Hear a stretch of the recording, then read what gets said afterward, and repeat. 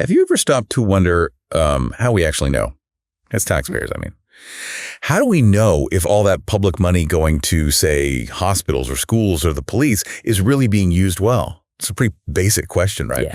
But it's fundamental to trusting public services. Yeah. Okay, let's unpack this fascinating area. Yeah, absolutely. Today, we're going deep into how performance information is audited in public sector organizations. And what's really interesting here isn't just looking at what they do, these public bodies, but how they actually show they're doing it well, or, if they are at all. Our source material for this deep dive is basically excerpts from a study guide on performance information in the public sector.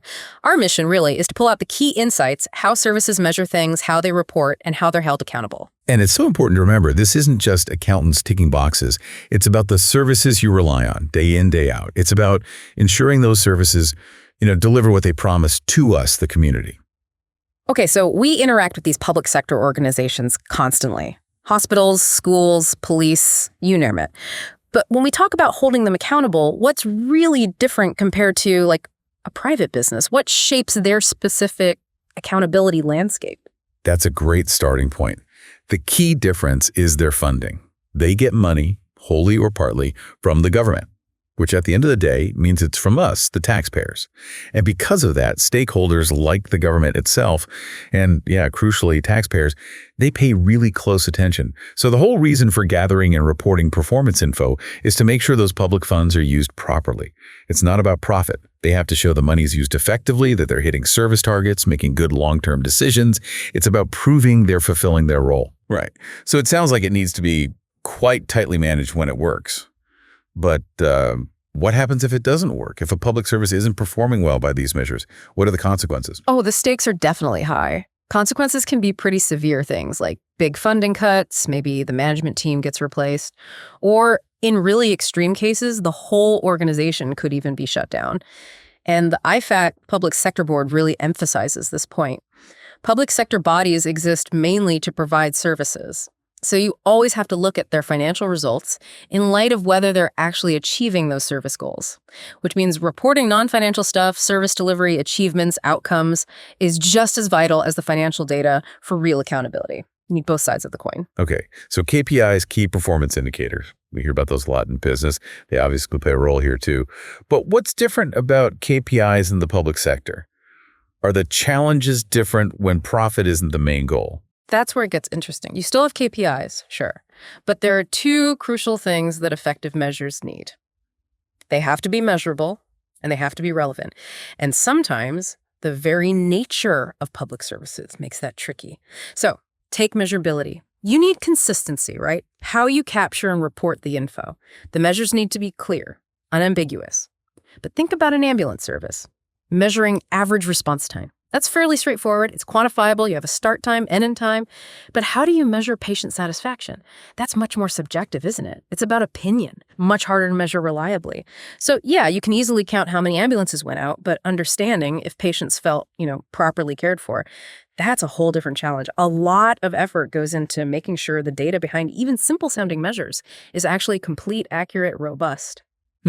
So is there a risk then that the public sector might end up measuring things just because they're easy to count rather than the things that genuinely show quality or impact, even if those are harder to measure? What's the balance there? Exactly. That's a constant tension they face. You want to measure what truly matters, but what matters isn't always easy to put a number on. And that ties straight into the second point. Relevance. The performance info has to address a real concern. It needs to consider what the different stakeholders actually need to know. There's just no point setting targets or churning out reports on stuff that doesn't matter to the people funding the service or the people using it.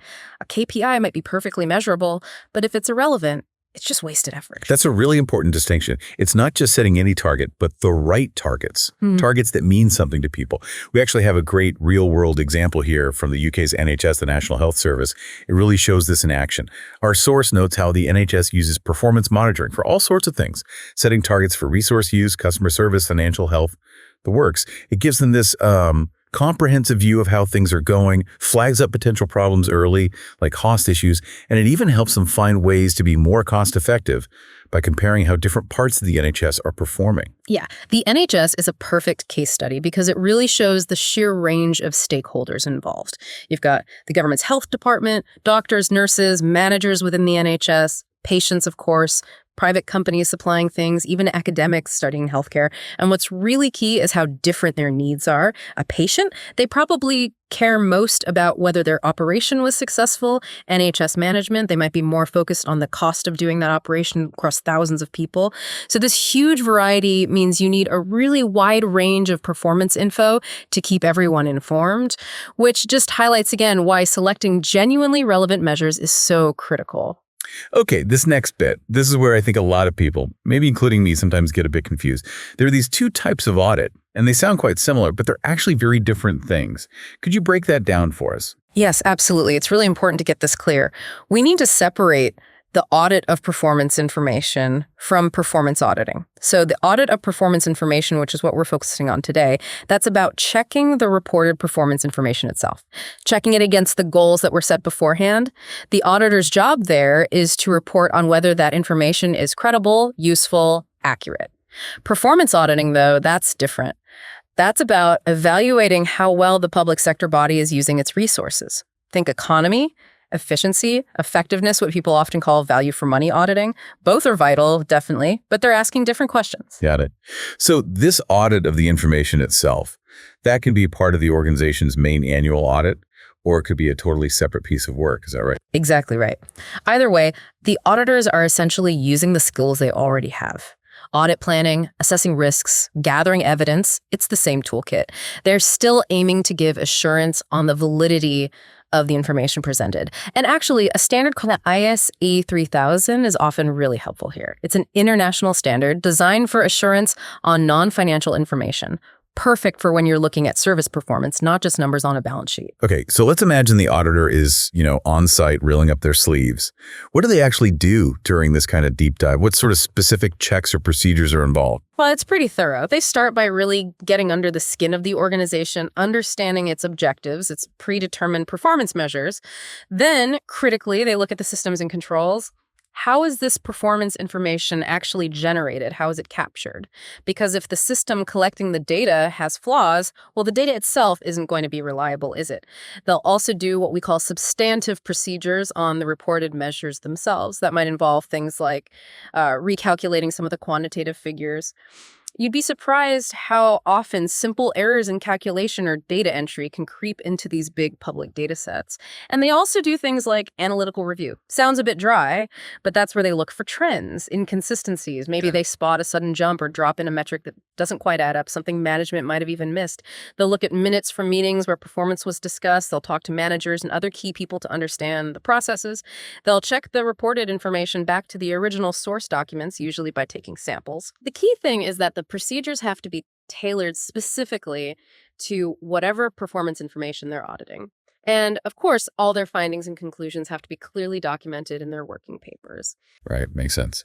So after all that careful, detailed work is finished, how do they actually share the findings? What does the final report on this performance information generally look like? Well, there isn't one single universal format dictated internationally, although individual countries might have their own specific rules set by national regulators. But broadly speaking, the auditor gives a conclusion. They conclude on whether the organization has met its objectives based on the performance information reported. And crucially, they also conclude on the reliability of that information itself. Okay. And are there different flavors of conclusion they can give? Different levels of assurance? Yes, there are mainly two types. One, it's called a reasonable assurance conclusion. That's where they express an explicit opinion, much like you'd get in a standard financial audit. The other type is a negative assurance conclusion. Here, they don't give an explicit opinion.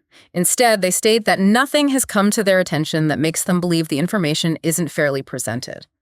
Which type of conclusion they provide is usually something agreed up front with the public sector body and whoever regulates them.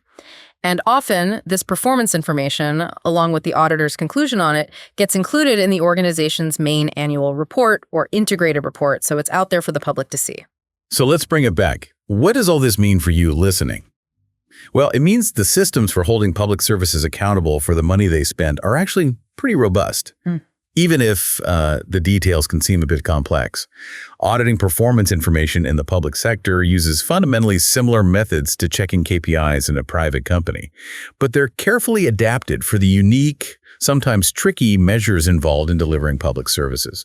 Yeah, I think this deep dive really highlights the quite sophisticated ways we try to hold public organizations accountable for the services they deliver. And given how public services are constantly changing and how demand for transparency just keeps growing, it does raise a bigger question, doesn't it? How might we, as citizens who fund these services, push for perhaps even better, more meaningful ways to measure and report on performance, ways that really capture the true value being delivered? That's a great question to leave us with, something to really think about. Thank you for joining us on this deep dive into public sector accountability. We really hope it helps you think a bit more critically about how those essential services you rely on demonstrate their value day after day.